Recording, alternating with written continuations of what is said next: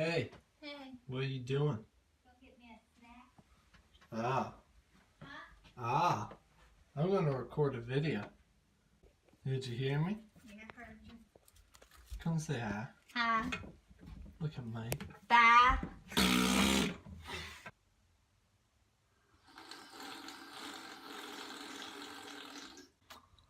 For Christmas this year, I got a Chris Cornell Best Of album. Let's talk about what I think about that.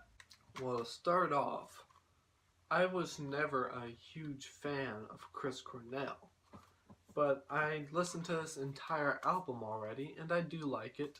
I have nothing against Chris himself or his music. It's all good. It's just not my taste. But it does bother me a bit. This album in particular, though. But it's nothing about the music or the message or the content or even the people or how it's made. What bothers me the most is it's a best of album, which gets rid of the entire purpose and context of the songs themselves and the message that the entire album they came off of was trying to portray. The worst part of this best of album is that it's Chris Cornell, not any one band of his. The problem with that to me is the fact that there's not just one band of Chris's here. It's all of his bands that were recorded and made charts, as you would read through this little pamphlet that is the album cover itself. Now, it ended up being really well made. This album covers songs from Black Hole Sun to Like a Stone, which are songs from two very different bands that Chris Cornell was in. Now, don't get me wrong, these are really good songs, and I really enjoyed both of them before I got this album, and before Chris Cornell died. But it's the fact that these best of albums eliminate the art of listening to an album in the entirety. What I have here in this hand are regular complete albums, and in this hand are a few best of or compilation albums of various artists. Now, I want to start with what I think is the worst of the two, the best of. First off, we have the very famous Jimi Hendrix best of album called Experience Hendrix, the best of Hendrix. Now, that personally was a collection of Hendrix's best albums, and since Hendrix only had 3 albums, it just took the best songs and cherry picked and left only half of the content out of that album. But to me, it gets rid of whole storytelling. Then we have the main one we're talking about today, the new Chris Cornell best of album.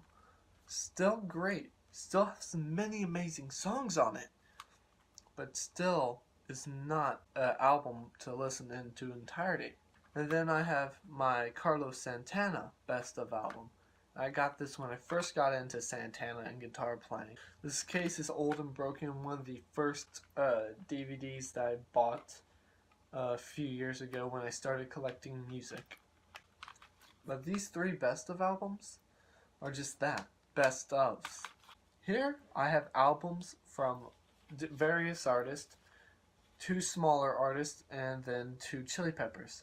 I have multiple albums I could choose from, but to me these are the best storytelling ones I own that I have now. Starting off with a Glass Oaks album. This is called Dim Cold Night. This is a small EP of 4 songs, which they are in order: Screens, Dim Cold Night, Man Off Land, and Cassette. Now, I have never really paid attention to the lyrical message of any of these songs, but I've listened to this album in full about 10 times. And that's because, one, it's short, it's 4 songs long. If you're getting into listening to albums in full length, start on an EP, a very short kind of demo thing from a local band.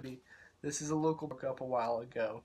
A couple of them are playing for the next guy I'm talking about, Devin Gilfillian. This is my signed copy of Devin Gilfillian's self-titled EP. In order is Travelin' Blues, Here Now, Shortcut, Lucy, and Home. He has made music before this release. Was a great release by him. and he's working on his first LP now. First, when you talk about Traveling Blues, it's about how he's out on the road and he's wanting his woman to stay faithful and want him to wait for him to come home, but she's getting frustrated and tired of waiting. And you get Here and Now, which is after the girl has left, and he wants her to come back to Here and Now, and he talks about how sure he knows that there's no reason for her to come back, but how he would like it. Then there's Shortcut, to how his brother was drunk driving and wrecked his vehicle and got paralyzed waist down. If you look at it in context of an album, it kind of seems like it kind of plays his image of how everything is now coming down on him. His woman's gone, his brother's now paralyzed. Next song, Lucy. It talks about his devil's struggling in life. Lucy is more of a song that's speaking on his devils and his struggles after thereof, and Home is just kind of wrapping it all up, and you have to listen to this album for yourself. Sadly, my copy scratched where Home will skip, but it is such a good album overall. Like I said, it's autographed. Next one, Chili Peppers' The Getaway. Not many Chili Pepper fans listened to this album after it came out because it does not have any John Frusciante. It's all Josh on this album. But it is a full-length EP. The Getaway, Dark Necessities, We Turn Red, The Longest Way, Goodbye Angel, Sick Love, Goat Robot, Feasting on the Flowers, Detroit. This Ticonderoga, Encore, The Hunter Dreams of a Samurai. Now, I'm not going into detail about either of these albums, about what they mean, but I've listened to this in full at least 5 times. And I've listened to this one at least 20. That's why it skips now, because I didn't take care of it when I listened to it. But this one, to me, was such a good album, and it portrayed the songs and the emotions there in the songs extremely well, and gave a really nice chill vibe for most of it. For example, The Longest Wave is a really chill song. Then we have the classic Californication. We all have heard Californication and Scar Tissue, but to me, I love this album in particular because it just shows how early on how good the Chili Peppers were. But even better was their Stadium Arcadium, which to me was their best album. My original purpose for this video was to talk about how the art of listening to an album in full is gone. It's dead. Nobody sits down and takes the time anymore to listen to a complete and entire album. It's kind of weird now how no one will listen to an entire album anymore, seeing when songs are as short as 1.5 to 2 minutes now. Just so simple, you would think you want to listen to more, but not many people do. So why is that? I don't know the reason why, but if I had to guess, it'd be because the national, or actually worldwide, attention span is at an all-time low. No one has the time or attention span to listen to an album in full. And since we're all so busy, only time we really listen to music now is in the car on the go. But I have decided a portion of my day, every day I set aside time to listen to music that I haven't heard before. And I'll listen to entire albums of a new band, and it enlightens me on so much of new music. That's all I had to say for this video, and I would like you to tell me what your favorite album is to listen to in full in the description below. My personal one is Chris Stapleton's N.A. Room Volume 2.